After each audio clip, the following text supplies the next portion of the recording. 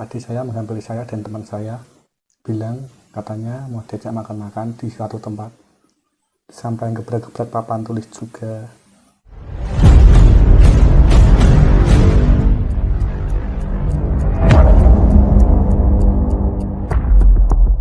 Di video kali ini Mbak Ami sudah dapat lagi ada video kiriman dari salah satu orang korban dan dia akan menceritakan beberapa kisah dia selama diajak gabung ke apa yang mengajaknya, dengan cara apa, dijebak apa, bagaimana. Kalian langsung aja cek videonya, ini dia. Selamat malam Bang Amin, nama saya Anas dari Ungaran, Semarang, Jawa Tengah. Saya mau menceritakan pengalaman saya setelah lulus SMK. Saya bekerja ikut kakak ponakan membuat tempe. Kemudian padi saya menghampiri saya dan teman saya, bilang katanya mau diajak makan-makan di suatu tempat. Setelah itu saya menyetujuinya. Dengan izin orang tua, saya sama teman saya berangkat jam 7 malam, dijemput naik mobil. Tetapi waktu perjalanan saya bingung, kenapa kok banyak orang yang ikut ke mobil saya. Kemudian saya tanya sama Pak D saya, Pak D kenal sama orang itu semua? Kenal, tenang aja. Yaudah, akhirnya saya ngobrol sama teman saya. Nggak lama ngobrol, hampir 3 jam kita sampai ke tempat lokasi. Kemudian saya bingung, makan-makan mana? Tidak ada apa-apa kok makan-makan. Waktu saya masuk gedung, saya bingung lagi, kok banyak orang tapi kok nggak ada makanannya. Terus kita duduk di depan didampingi sama Pak D saya, dan Pak D saya bilang, dengarkan baik-baik ya, jangan pegang HP. Waktu itu saya udah punya pacar. Wow. Kamu jahat, Rizky. Dan pacar saya nggak saya kasih tahu kalau saya makan-makan, yang dijelasin ini itu sampai gebrak-gebrak papan tulis juga. Pada goblok. Saya awalnya berpikir, kalau saya bisa gabung, kemungkinan saya bisa menaikkan haji orang tua. Itu pikiran saya yang dulu. Ya kamu nurut sama bapak aja, kalau bapak suruh jangan ikut. Soalnya restu teman saya itu hampir kena di daerah UNES, Universitas Negeri Semarang, hampir kena. Kemudian saya tetap ngotot lah sama bapak, pokoknya saya ingin ikut. Ya terserah kamu, kalau kamu mau ikut. Terus akhirnya saya diam-diam ambil tabungan saya yang saya kumpulkan dulu, hampir ada 4 juta. Saya kasihkan ke masnya yang dari Bali, ini mas, saya cuma ada uang segini, nanti sisanya saya kasih mas lagi. Ya udah, ini saya pegang, saya ambil, sisanya bisa kasihkan ke saya. Iya mas. Kemudian saya bingung mau cari dana yang 4 juta itu kemana lagi. Saya coba inbox ke teman-teman SMK, teman SMK juga nggak ada dana. Kemudian saya sama bapak saya itu marahan selama 10 hari, dan didamaikan sama adik saya. Adik bilang gini, kasihan bapak mas, bapak mikirin mas terus, apa mas gak kasihan? Setelah saya renungi, akhirnya saya alasan sama adik saya, bilang ke bapak, uang yang 4 juta itu saya kasihkan teman buat beli motor. Udah. Dan sebelum saya kenal sama cewek yang di pabrik garmen itu, sebelumnya saya sudah minta motor sama bapak, motor Ninja.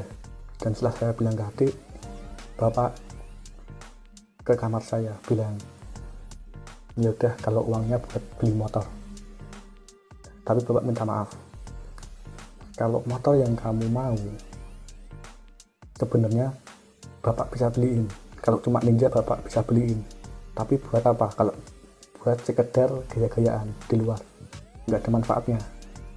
Mending cari yang lain yang ada manfaatnya. Yaudah pak, terserah, yang penting motor pakai ya kayak Mega Pro atau apa gitu. Setelah itu saya ketemu sama Mas Ponaan, dia bilang gini, bapak kamu itu mampu beliin kamu Ninja, tapi buat apa kalau cuma gaya-gayaan, nggak dapetin hasil, nggak dapetin uang. Mendingan kamu beli pickup, minta sama bapak beli pickup, itu bisa buat kamu modal usaha, jual sayur apa-apa gitu bisa ya, yang penting bisa menghasilkan uang.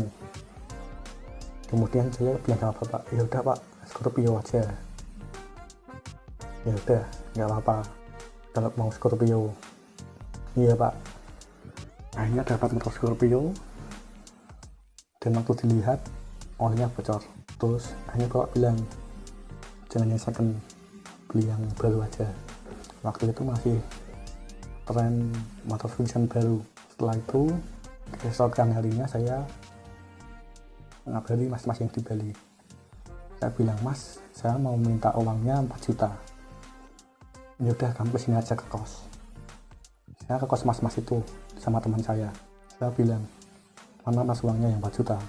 Dibawa masnya yang rumahnya tuntang. Ya mau sekarang apa besok? Kalau bisa sekarang juga. Saya bilang gitu. Kemudian ada mbak bilang, yakin mas gak mau gabung? Ini saya sudah 2 bulan gabung, bisa dapat tablet seharga 8 juta. Dia bilang gitu. Kemudian saya tetap kokoh sama pendirian saya. Enggak mbak, saya mau uang saya kembali. Saya bilang gitu. Kemudian ada mbak satu lagi bilang, emang masnya nggak mau BB seperti ini? Waktu itu harga BB-nya sekitar 2 juta, dan waktu itu masih tren HP BB BlackBerry. Kemudian masnya juga tanya seperti itu, emang masnya yakin nggak mau gabung? Yakin mas. Masnya emang nggak mau sukses, nggak mau berbintang tua? Saya mau, tapi saya ingin kerja dengan hasil keringat saya sendiri. Saya bilang gitu. Akhirnya saya dibawa ke Tuntang. Masnya juga bilang gitu, masnya yakin nggak mau gabung, nggak mau sukses dengan kita? Enggak mas, saya lebih baik hidup sengsara daripada saya kehilangan kasih sayang orang tua. Saya bilang gitu. Kemudian masnya bilang apa lagi, saya abaikan lah kata-katanya.